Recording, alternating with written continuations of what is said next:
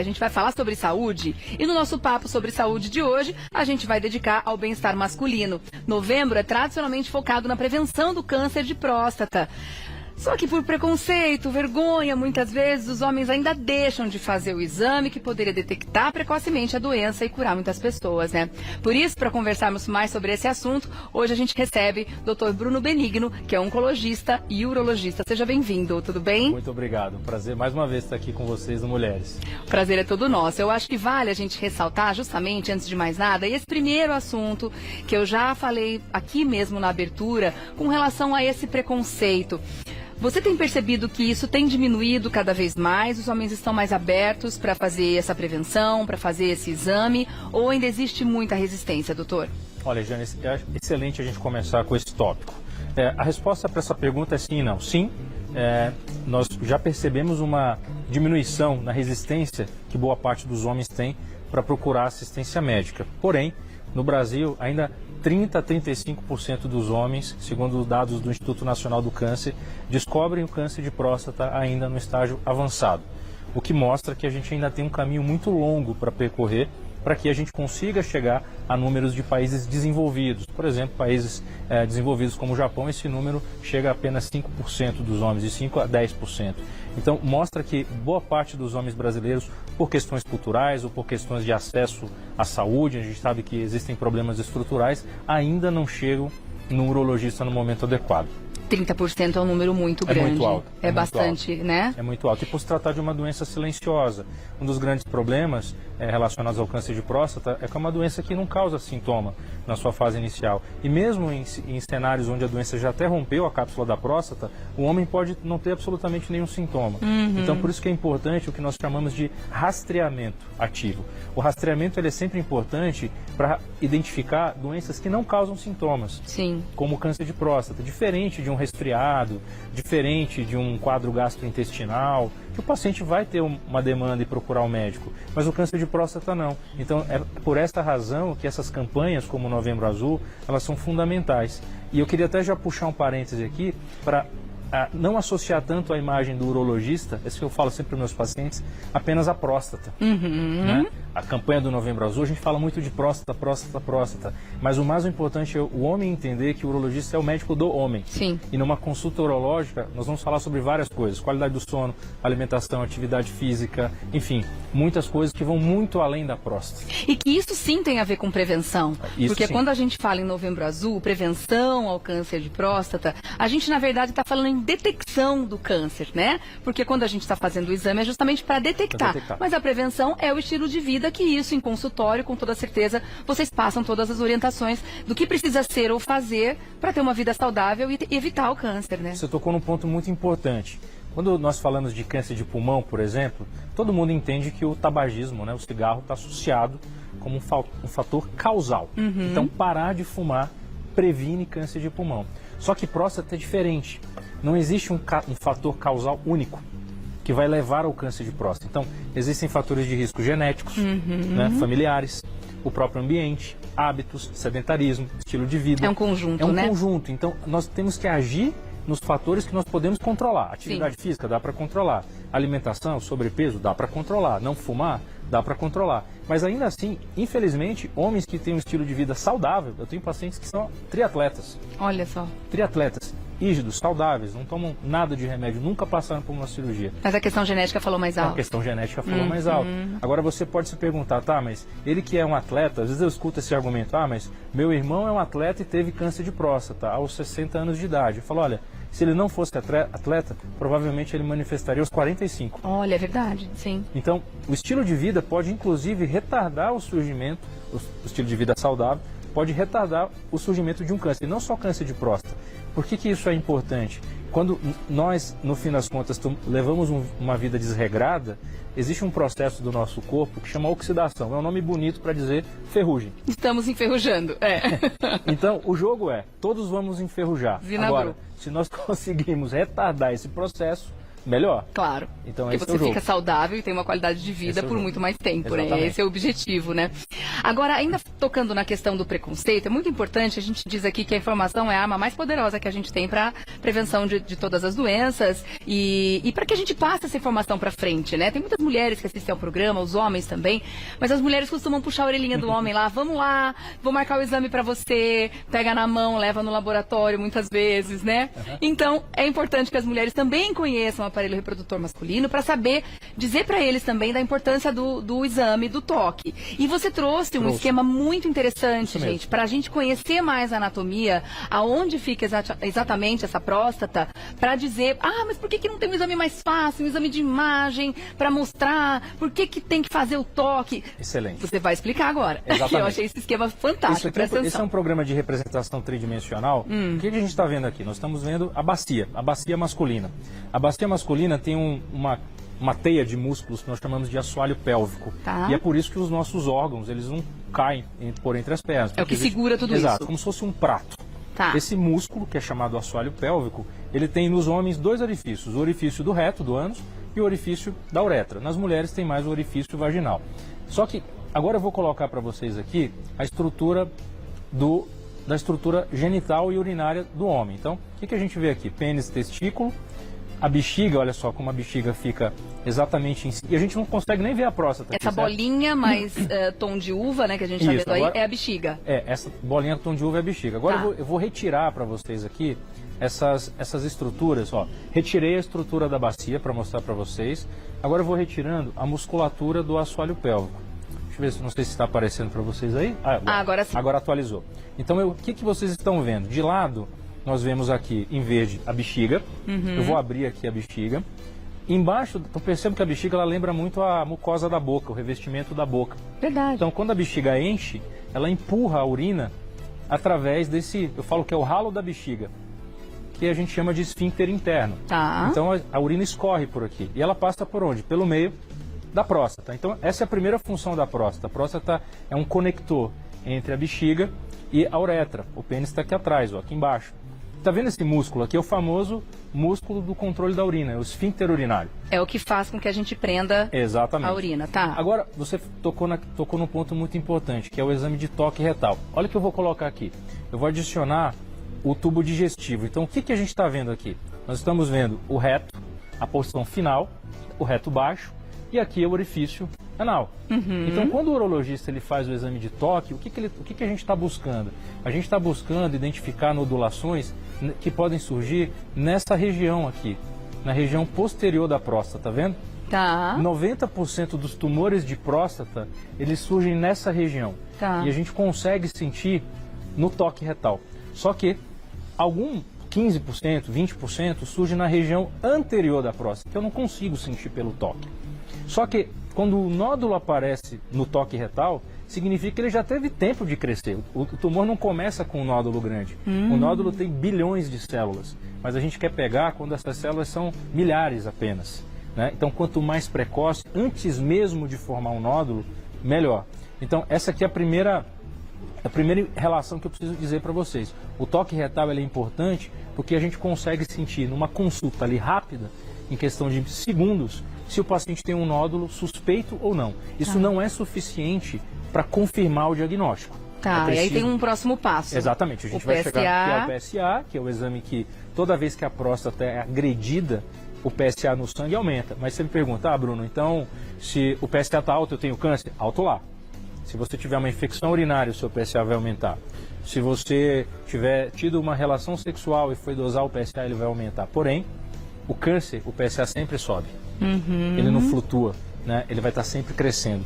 E eu não sei se a gente vai falar daqui a pouco da questão dos efeitos colaterais e tudo mais, mas acho que para responder sua pergunta é isso. A relação entre a próstata e a bexiga. E para quem não sabe, a próstata, além dessa função de conector entre a bexiga e a uretra, olha só o que está passando dentro dela. Ela produz um líquido, que é o líquido que alimenta os espermatozoides, que chama líquido seminal. Então, e olha quem passa dentro da próstata aqui, é a uretra. E aqui acontece um problema muito comum entre nós homens depois dos 40 anos. O crescimento benigno da próstata. que é a hiperplasia benigna da próstata. Ou próstata aumentada, próstata crescida. O tamanho de uma próstata normal é do tamanho de um carimbo, tem 35 gramas. Mas ela pode chegar ao tamanho de um abacate. Nossa. 200 gramas, tá? E conforme ela vai crescendo, ela pode crescer para fora, que é o que a gente está vendo aqui, ou ela pode crescer estreitando esse canal verde aqui. E é isso que vai dar o sintoma de dificuldade para urinar. Tá. Quando a próstata cresce, ela vai estreitando esse canal e a bexiga tem que fazer cada vez mais força para fazer o trabalho. Então, por isso que a gente fala que o jato fraco, ele não é um sintoma comum do câncer de próstata. Você vai entender por quê. Se eu falei que 90% dos tumores de próstata surgem nessa região aqui, ó, ora, tá longe do canal. Sim. Então vai demorar para o paciente ter um jato fraco, concorda? Sim, até o tumor chegar ali, é verdade. Então, Tem que essa é outra crescer muito. mensagem. O fato de você ter jato fraco não quer dizer que você tem câncer de próstata. É mais fácil estar com a próstata aumentada É do mais que o fácil tumor. você estar próstata aumentada. Agora, se você é um homem que tem câncer de próstata e, em decorrência disso, o seu jato ficou fraco, muito provavelmente o tumor cresceu internamente. Tá. Então, é só para diferenciar isso. Então, qual que é o exame que garante a certeza de que o homem está passando pelo problema do tumor? Tá. Porque no caso do toque, pode ser que não consiga caso o tumor esteja do outro lado. O PSA também pode indicar outras coisas. Correto. A urina também, que pode ser um outro sintoma, também tem outras questões que podem estar ali associadas, né, descartando a possibilidade de um tumor. Tem um exame que seja específico ou precisa fazer uma investigação do próprio órgão mesmo, Tem. fazendo uma biópsia, alguma coisa nessa linha? Bem, o raciocínio é sempre, o urologista tenta evitar ao máximo uma biópsia. Por quê? Porque a biópsia, embora seja um procedimento muito seguro, são feitas mais de 3 milhões de biópsias todos os anos no mundo. É um procedimento muito seguro. Só que a gente não vai fazer um procedimento invasivo para todo mundo que chega no consultório com PSA Com aumentado. suspeita, é. Então, nós fazemos o que nós chamamos de refinamento do rastreamento do câncer. Primeiro, você já comentou muito bem, o PSA. Toda vez que o PSA está acima de 4, é suspeito. Toda vez que o toque está alterado, é suspeito. Mas se mesmo assim eu não estou convencido, eu posso fazer 2 exames. Um ultrassom, que é simples, barato, mas não tem tanta definição, ou uma ressonância magnética da próstata. Tá. A ressonância, ela pode me dar 2 coisas. Ela pode indicar a existência de um nódulo nessa região aqui anterior, que eventualmente não foi vista no toque. E ela também pode dizer para o médico qual é a melhor área para fazer a biópsia. Então a ressonância é um bom exemplo. Aí você me pergunta, Bruno, então por que não faz ressonância em todo mundo? Essa é a próxima pergunta. A ressonância ela é um método que demora para ser executado em torno de 1 hora, 1h30. Ele é um exame que não está disponível, ele é caro. E é um exame caro, demorado. E nós temos que rastrear todos os anos no Brasil 30 milhões de homens. Então você imagina, do ponto de vista prático, de saúde É populacional, inviável. nem que nós quiséssemos fazer ressonância em todos os homens do Brasil, não seria factível. Então nós fazemos a triagem para saber quem são os homens que vão fazer, por exemplo, uma ressonância. Então a ressonância ela não é um método de rastreamento, e sim um método, quando eu estou para fazer a biópsia, peço ou não peço, ela pode me ajudar numa indicação de biópsia. Então é por isso. O assunto câncer de próstata também ele vem cercado de muitas questões aí no imaginário masculino que não tem muita informação, né? E muitas vezes ele está associado à questão da impotência, né? No pós-tratamento. Esse é um dos grandes medos, né, dos homens. Esse é um efeito colateral dessa questão do câncer de próstata ou está mais relacionado ainda às questões urinárias? Boa pergunta. Sim, o efeito colateral da perda da ereção, né, a impotência sexual, ela pode ocorrer por 2 motivos. O próprio tumor, o próprio câncer, e vou voltar aqui para o nosso modelo. Gente, eu preciso falar um parênteses que eu tô amando isso aqui, tá? Eu só quero aulas desse tipo a partir de agora.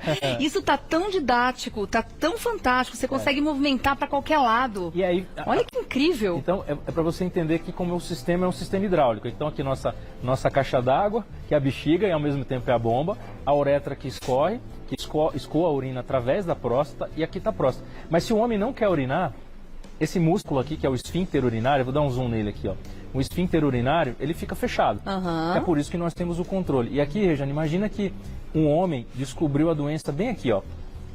Ele descobriu um nódulo nessa região aqui, ó.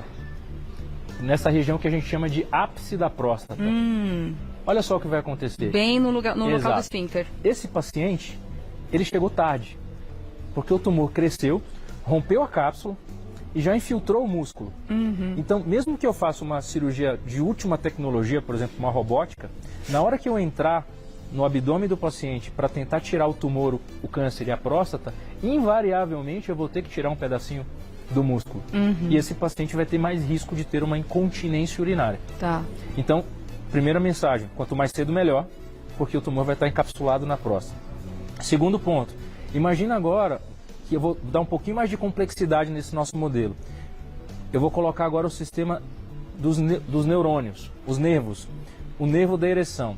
Então, vejam que aqui ao redor da próstata, esses nervinhos amarelos são os nervos que vêm lá da coluna. Estão bem próximos também, né? E eles não passam, como se acreditava antes, dentro da próstata. Se acreditava, na década de 80, que os nervos da ereção passavam dentro da próstata. Mas depois a gente descobriu que, na verdade, não era tirar a próstata, todo homem ia ter que ficar com impotência. E aí, nós descobrimos que, ao fazer uma cirurgia, é possível preservar essas estruturas que passam aqui ao redor da próstata. Elas não passam dentro, tá vendo que existe... Mas tem uma chance do próprio tumor comprometer essas estruturas também? Exatamente. Então eu vou colocar o segundo caso aqui. Imagina esse paciente que teve um tumor que encostou aqui, ó. Então nessa situação, desse lado, o nervo eu não consigo preservar, mas eu consigo preservar do outro lado. Então, desde que exista um dos dois nervos, o estímulo do cérebro vai pode existir. passar. Entendi. Então, respondendo a sua pergunta, o risco de incontinência, de perda de urina, existe, só que homens mais jovens, menos de 65 anos, os que não são obesos, os que não fumam, os que não são diabéticos e os que descobriram a doença no início, têm um menor risco de ter esse efeito colateral. E no outro extremo dessa régua, a gente tem a turma que tem tudo isso que eu falei. Hipertenso, diabético, tabagista, obesidade, descobriu a doença avançada, foi neurologista tarde. O urologista não tem muita coisa, o risco é maior. Claro. Ele vai ter que passar pelo tratamento, mas só que ele vai levar para casa mais risco de efeito colateral. E por isso que a gente bate tanto nessa tecla do diagnóstico precoce, como você mesmo falou, não é prevenção de verdade, mas é diagnóstico precoce. A doença é silenciosa. Sem dúvida. Agora, como é que a tecnologia avançou no sentido de curar ou de tratar o câncer de próstata nos últimos tempos? Porque a gente sabe que tem bastante novidade. Queria saber se existe alguma possibilidade desse tumor ser retirado sem cirurgia, de formas menos invasivas. Quais são os tratamentos nesse sentido hoje em dia? Vários. Eu vou listar um avanço em cada etapa. Primeiro, imagina um homem que tem uma doença localizada, a doença está só na próstata. Um dos avanços é que a gente aprendeu que nem todo câncer precisa ser tratado. Existe um grupo de pacientes que tem câncer de próstata de baixo risco, cresce muito devagar. Existem as características, eu não vou entrar em detalhes aqui. Mas existe um grupo de homens que tem câncer e não precisa ter sua próstata removida de imediato. Eles são acompanhados. Esse protocolo é chamado de vigilância ativa. E é um protocolo internacionalmente aceito. Tá? Então existe um acompanhamento. Caso o câncer cresça, ele vai ser tratado. Segundo cenário, o paciente descobriu a doença localizada, mas ela precisa ser tratada. E aí a gente tem dois grandes avanços. Primeiro, a cirurgia robótica, que já existe no mundo há 24 anos. A primeira foi feita na Alemanha em 2000. No Brasil, desde 2008, já existe a cirurgia robótica. A cirurgia robótica ela não trouxe mais chance de cura, só que a recuperação tende a ser mais rápida. Menos dor, menos sangramento, enfim. Radioterapia também evoluiu. Antes da radioterapia, imagina uma lanterna que joga uma luz desfocada e que destrói o alvo, mas acaba queimando o que não deve ao redor. Todo o entorno, Hoje a tecnologia ajudou a aumentar a precisão com que a radioterapia é aplicada nos tecidos, de forma que a gente dá menos dose aos tecidos sadios, então o paciente tem menos efeito colateral. Avançando um pouco mais, aqueles homens que descobriram a doença com metástase, infelizmente. Hoje nós já temos pelo menos 6 tipos de drogas diferentes, entre quimioterapia, medicamentos que são radioativos injetados no sangue, imunoterapia. Então, existe uma série de novas drogas que surgiram nos últimos, de 2007 para cá. Então, a expectativa de vida de um homem com metástase, ela aumentou em 57% nos últimos 10 anos. Que número positivo, né? É um avanço muito grande. Mas não é por isso que a gente vai baixar a guarda, não é por isso né? que a gente vai baixar a guarda. Bem por aí. Então, só para finalizar, é importante que a gente fale a respeito da idade, né? A partir de quando os homens normalmente devem começar a fazer a prevenção. Correto.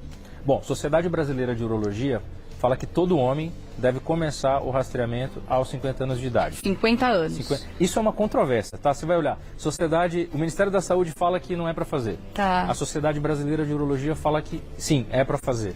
A Sociedade Americana, Europeia, não existe consenso, mas na prática para todo homem o início aos 50 anos, mas e com se histórico você teve genético. Pai ou irmão com câncer de próstata. Homens de raça negra têm mais risco de câncer do que os orientais. Então, os negros, os caucasianos, os hispânicos e os orientais, nessa sequência, tem mais risco. E os homens que têm uma mutação genética num gene, chama BRCA2, ficou famoso por conta da Angelina Jolie alguns anos atrás. Sim.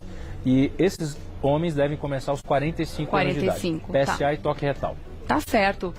Turma, vamos se cuidar, né? Senão a gente vai puxar a orelha. É isso aí. Todo ano a gente volta pra puxar a orelha. Isso aí, conta né? comigo. E que a gente não lembre desse assunto só no mês de novembro, né, gente? O cuidado com o corpo tem que ser o ano todo. Correto. Não é? Obrigada, meu Obrigado. doutor. Foi próxima. excelente o nosso papo com o doutor Bruno Benigno. E aí você vai lá no Instagram e começa a segui-lo também, @dr_benigno. @dr_benigno. Obrigada, meu querido. Até a próxima.